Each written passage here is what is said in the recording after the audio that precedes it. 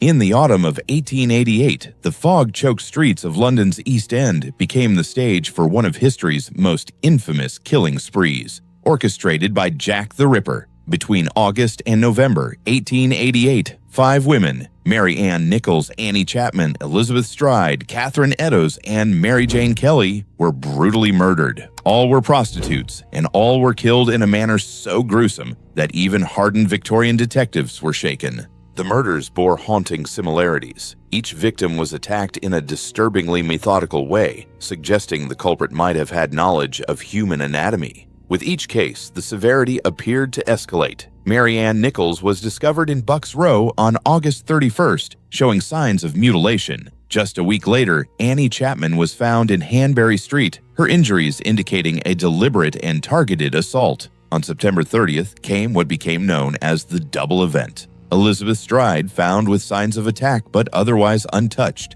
possibly due to an interruption. And Catherine Eddowes, located less than an hour later in Mitre Square, with evidence of a far more extreme assault. The final and most disturbing case occurred on November 9th, when Mary Jane Kelly was found in her own room, her condition indicating the most extensive attack of all. Letters purportedly from the killer began arriving at news outlets and police. One signed Jack the Ripper cemented the name in public consciousness. Whether genuine or hoaxes, they fanned the flames of fear and fascination. The investigation was massive for its time. Scores of detectives, countless interviews, and heightened police patrols. But the Ripper slipped through the cracks. Suspects ranged from local butchers and doctors to foreign immigrants and even royalty. None were ever charged. As suddenly as the killings began, they stopped. The mystery of the Ripper's identity became a fixture of criminal folklore. Over the decades, theories have implicated over 100 potential suspects, from Montague John Druitt to Aaron Kuzminski, but definitive proof has eluded historians and criminologists alike. Harold Frederick Shipman was born on January 14,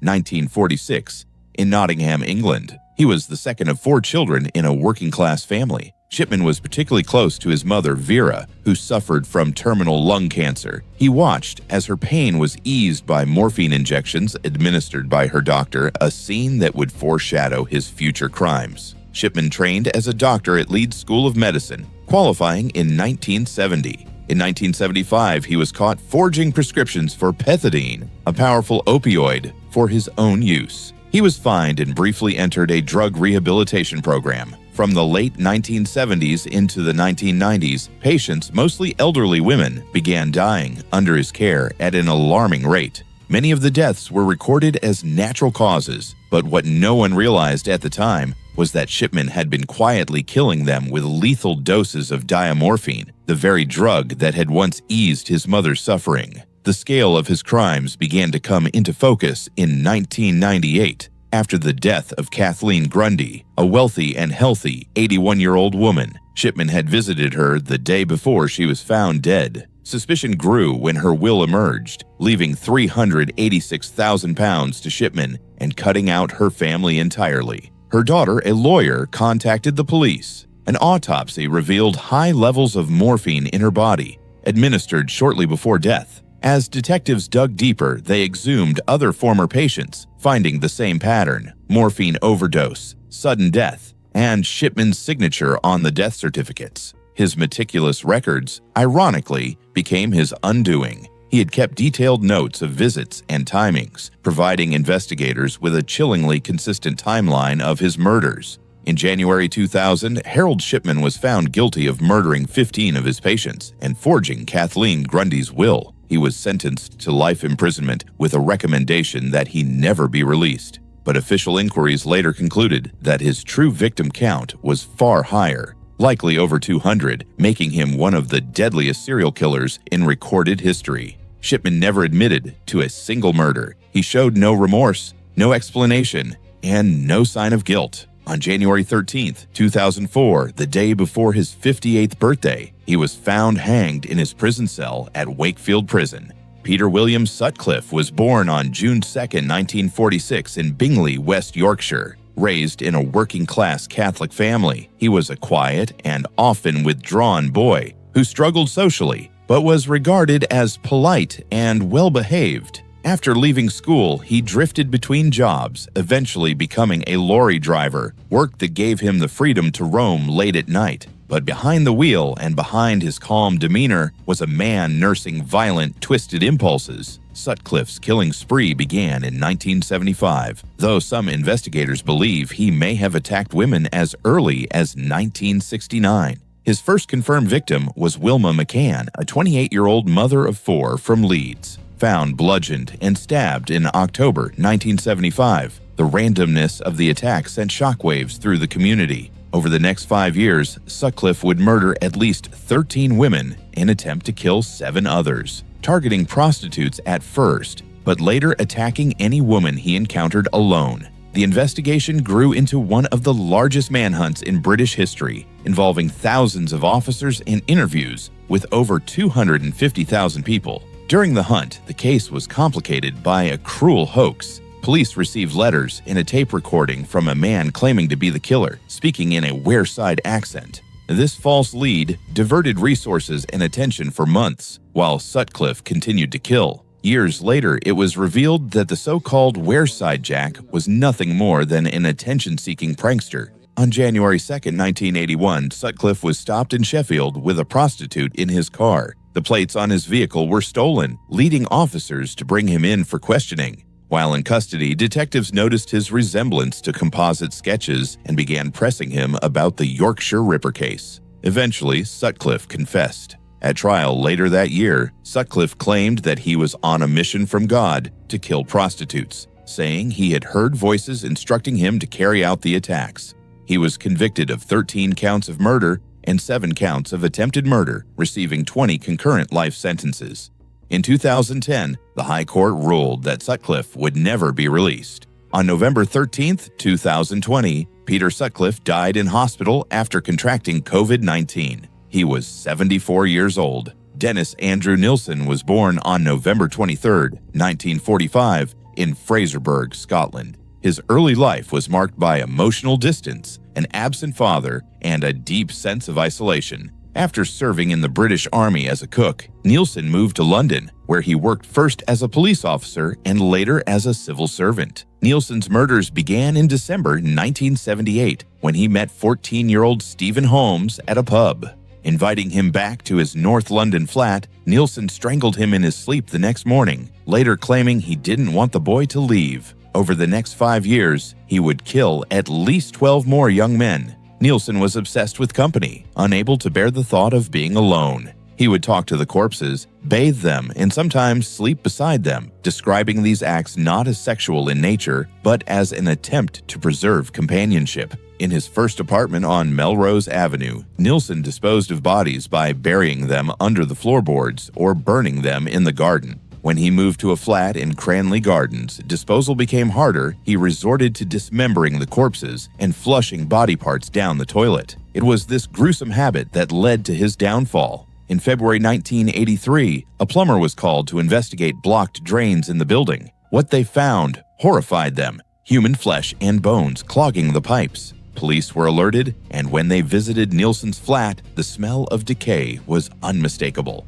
Over several days of questioning, he admitted to killing at least 15 people. Nilsen stood trial at the Old Bailey in October 1983. He claimed diminished responsibility, arguing he was mentally ill, but the jury found him guilty of 6 counts of murder and 2 counts of attempted murder. He was sentenced to life in prison, later given a whole life tariff, meaning he would never be released. On May 12, 2018, Dennis Nilsen died at the age of 72 after suffering a pulmonary embolism and a ruptured abdominal aortic aneurysm. Amelia Elizabeth Dyer was born in 1837 in Pile Marsh, a small village near Bristol. Her childhood was shadowed by instability. Her mother suffered from severe mental illness, and Amelia spent much of her youth caring for her. As a young woman, Amelia trained as a nurse. During this era, poverty, shame, and strict social expectations made illegitimate births common but scandalous. Desperate mothers often sought out nurses or caretakers who, for a fee, would take in their unwanted infants under the promise of adoption or care. Amelia advertised widely in newspapers, offering a safe home for babies. Once in her care, the infants rarely lived long. Instead of arranging adoption, Dyer would murder the children almost immediately, pocketing the payment and repeating the process again and again. At first, she allowed babies to die from starvation and neglect, but over time she adopted quicker, more direct methods. A simple length of white tape became her signature. She strangled the infants and disposed of their tiny bodies in rivers or hidden places. In 1879, Amelia was convicted of neglect after a doctor became suspicious about the number of infant deaths associated with her. She served 6 months of hard labor but soon returned to her old practices, becoming more cautious in avoiding doctors and death certificates. Her final downfall came in 1896 when the body of a baby girl wrapped in brown paper was discovered floating in the Thames. Inside the wrappings was evidence linking back to Amelia. Police launched a massive investigation, and soon the horrifying scale of her crimes came to light. When detectives searched her home, the stench of death lingered in every room. Bundles of baby clothes, letters from desperate mothers, and countless incriminating items were discovered. Amelia Dyer was arrested, and she quickly confessed, saying chillingly, "You'll know all mine by the tape around their necks." Authorities believed she may have killed hundreds of children over a 30-year period, possibly as many as 400, earning her the grim title of one of history's worst serial killers. In May 1896, Amelia stood trial. She was sentenced to death. On June 10, 1896, at Newgate Prison in London, Amelia Dyer was hanged. John Reginald Halliday Christie was born in Halifax, West Yorkshire in 1899. His childhood was marked by strict discipline and emotional isolation. Timid, withdrawn, and often bullied, he developed a reputation as a loner. During World War I, he served as a signalman, where he claimed a mustard gas attack left him with lasting health issues, including a weak voice. Later in life, he would use that soft, almost whispery tone to disarm those who trusted him. By the 1930s, Christie had settled into life in London with his wife, Ethel. Their marriage was fraught with strain, periods of separation, and an undercurrent of control. The couple eventually moved into the now notorious address in Notting Hill, 10 Rillington Place. Christie's first known murder came in 1943 when he lured a woman named Ruth First, a prostitute, into his home. Using gas under the guise of medical treatment, he rendered her unconscious before strangling her. He buried her in the garden behind the house. 2 years later, he killed another woman, Muriel Eady, using the same method. In 1948, his downstairs neighbors Timothy and Beryl Evans became entangled in his lies. When Beryl became pregnant again, Christie offered to help with an abortion, a procedure illegal at the time. Instead, Christie murdered Beryl and later the couple's infant daughter, Geraldine. He then convinced Timothy Evans that he had nothing to do with the deaths and manipulated him into fleeing. Evans was arrested, charged with the murders, and despite protesting his innocence, was convicted and hanged. It was a grave miscarriage of justice. Years later, it would be proven that Christie himself had murdered Beryl and Geraldine Evans. After his wife Ethel disappeared in 1952, whom Christie had strangled and hidden under the floorboards, the killings escalated. Over the next year, Christie murdered at least 4 more women, often under the pretense of offering medical assistance or employment. By 1953, Christie abandoned 10 Rillington Place, leaving behind a house of horrors. When new tenants moved in, they discovered human remains bricked into the walls and hidden beneath the floor. Police searches revealed the bodies of multiple women, including his wife. John Christie was soon captured after being spotted by a policeman near Putney Bridge. His trial was swift. His weak attempts to plead insanity were dismissed. In June 1953, at Pentonville Prison, he was hanged for his crimes. Peter Manuel was born in 1927 in New York to Scottish immigrant parents. Manuel moved with his family back to Scotland when he was still a boy. From an early age, he displayed disturbing tendencies, acts of violence, theft, and a fascination with crime that only grew bolder as he entered adulthood. By the mid-1950s, Manuel's crimes escalated from burglary and assault to something far more sinister. In 1956, he committed his first known murders, killing a 17-year-old girl named Anne Nealons on a golf course near East Kilbride. Although arrested and questioned, Manuel evaded justice due to lack of evidence. Over the next 2 years, Manuel terrorized communities around Glasgow and Lanarkshire. He broke into homes, stole valuables, and in several cases, slaughtered entire families. In 1957, he murdered Marion Watt, her daughter Vivian, and her sister Margaret in their home. Later, he targeted the Smart family, killing Peter, his wife Doris, and their 10-year-old son Michael as they slept in their beds. What set Manuel apart was his arrogance. Unlike many killers who hid in the shadows, Manuel seemed to relish taunting authorities. After one of the Watt family killings, he reportedly returned to their home, ate leftovers from their fridge, and even fed their cat. He carried himself with the confidence of a man who believed he was untouchable, and in January 1958, he was finally arrested. On May 11, 1958, Peter Manuel was convicted of murdering 7 people, though many believed his true victim count was higher. He was sentenced to death. And on July 11, 1958, he was hanged at Barlinnie Prison in Glasgow. Fred and Rosemary West carried out a reign of terror that spanned decades, leaving a trail of victims whose suffering shocked the nation when it was finally uncovered. Fred West was born in 1941 into a deeply troubled family in rural Herefordshire. His early life was marked by allegations of abuse, incest, and a chaotic home environment. By his teens, Fred had already gained a reputation for violence and petty crime. A motorbike accident left him with a metal plate in his head, and some believed it contributed to his increasingly unstable behavior. Rosemary Letts, born in 1953, also endured a childhood of abuse and dysfunction. By her teens, she was already displaying disturbing traits, violent outbursts, and cruelty that hinted at the darkness within her. When Fred and Rose met in 1969, their union would become the foundation of one of Britain's most sadistic partnerships. Fred had already killed before meeting Rose. In 1967, his first wife, Catherine Costello, mysteriously disappeared, followed by the murder of a young woman named Anne McFall, who was pregnant with his child. But when Rose entered his life, the violence escalated in ways no one could have imagined. Together, Fred and Rose lured vulnerable young women into their home runaways, lodgers, even their own children's friends. Many of the victims were tortured, sexually assaulted, and ultimately murdered. The Wests also inflicted unimaginable abuse on their own children.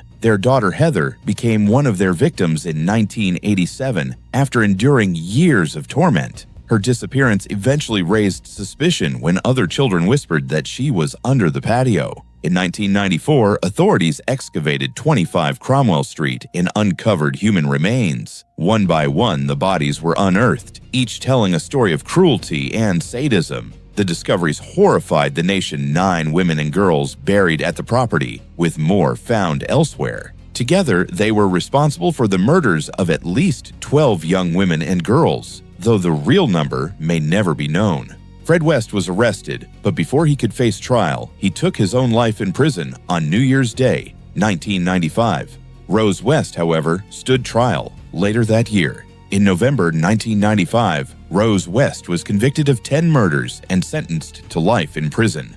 Beverley Allitt, later known as the Angel of Death, was born in 1968 in Grantham, Lincolnshire. Allitt grew up in an ordinary working-class family. From the outside, she appeared like any other young woman, but beneath the surface lay a troubled personality. In 1991, Allitt began working as a state-enrolled nurse at Grantham and Kesteven Hospital. She was assigned to the children's ward, a place where parents entrusted their little ones to be cared for with compassion and professionalism. But for Allitt, the ward became the setting for a reign of terror. Over the course of just 59 days, she attacked 13 children, killing 4 of them and seriously injuring 9 others. She injected her victims with lethal doses of insulin or introduced air into their bloodstream, triggering sudden collapses. At first, the deaths and collapses seemed inexplicable, but the sheer frequency of medical emergencies on Allitt's shifts could not be ignored. Patterns emerged. Children who should have recovered were dying without warning, and blood tests showed inexplicably high levels of insulin or unexplained air embolisms. Suspicion fell on the staff. By the time investigators pieced the evidence together, the picture was undeniable. Allitt was systematically harming children entrusted to her care. She was arrested in 1991, and the nation was stunned as details of her actions came to light. At her trial in 1993, Prosecutors revealed the cold, methodical way she had carried out her attacks. Allitt was convicted on 4 counts of murder, 3 counts of attempted murder, and 6 counts of grievous bodily harm. She received 13 life sentences, one of the harshest sentences ever handed down to a woman in Britain. Instead of prison, she was sent to Rampton Secure Hospital, a high-security psychiatric facility, where she remains to this day. Stephen Port, later dubbed the Grinder Killer, was born in 1975 in Southend-on-Sea. Port grew up in an unremarkable working-class household before training as a chef. In the mid-2000s teens, Port turned to dating apps, particularly Grindr, to meet other men. But instead of seeking companionship, he used these platforms to lure unsuspecting victims. Between 2014 and 2015, he orchestrated a series of murders that shocked the LGBTQ community and raised troubling questions about police failures. Port would meet young men online, invite them to his flat in Barking, East London, and secretly administer lethal doses of gamma-hydroxybutyrate, a powerful date rape drug. Once incapacitated, his victims had no defense against him. In the end, Port murdered at least 4 men: Anthony Walgate, Gabriel Cavari, Daniel Whitworth, and Jack Taylor. Anthony Walgate, a 23-year-old aspiring fashion student, was the first victim. In June 2014, Port hired him as an escort. Within hours, Anthony was dead from an overdose of GHB administered by Port. Rather than call for help, Port dumped his body outside his flat, fabricating stories to the police about how he had found him. Just weeks later, Port struck again. His second victim, 22-year-old Slovakian student Gabriel Cavari, was discovered near a graveyard, his body staged with an eerie sense of detachment. Then came 21-year-old Daniel Whitworth, whose body was found in the same location as Gabriel's. To divert suspicion, Port planted a fake suicide note on Daniel, falsely confessing to killing Cavari and then himself. The cruel deception allowed Port to continue hunting for more victims. In September 2015, Jack Taylor, a 25-year-old from Essex, became the 4th victim. Like the others, he met Port on Grindr. Hours later, Jack's body was discovered near the same churchyard as Gabriel and Daniel. His death also staged to look like a drug overdose. Throughout these crimes, families and friends of the victims pleaded with police to investigate deeper, but officers repeatedly dismissed the deaths as unexplained overdoses, failing to connect the strikingly similar patterns. The oversight allowed Port to continue killing for over a year. Finally, in October 2015, CCTV footage surfaced showing Port with Jack Taylor on the night of his death. Port was arrested shortly afterward. In November 2016, Stephen Port was convicted of 4 murders, multiple rapes, and other sexual offenses. He was sentenced to life imprisonment with a whole life order, ensuring he will never be released. Patrick Mackay was born in 1952 in Dartford, Kent. Mackay grew up in a deeply troubled household. His childhood was marked by abuse, cruelty, and an early fascination with violence. Doctors warned that he was a psychopath in the making, but despite these red flags, he was never truly contained. Between 1973 and 1975, Patrick Mackay embarked on a killing spree across London and Kent. His victims were often elderly or vulnerable, people who could not defend themselves against his sudden, savage attacks. In March 1975, he murdered Father Anthony Crean, a Catholic priest who had once shown him kindness. Mackay brutally beat and drowned the priest in his own home, an act of senseless cruelty that finally led investigators to him. When police arrested Mackay, the scale of his violence began to emerge. He quickly confessed to multiple murders at one point, claiming he had killed at least 11 people. While not all of those confessions were proven, investigators linked him with at least 3 confirmed murders, and he remained the prime suspect in several others. In 1975, Patrick Mackay was convicted of manslaughter on the grounds of diminished responsibility and sentenced to life imprisonment. Doctors declared him a psychopath, one of the most dangerous men in Britain at the time.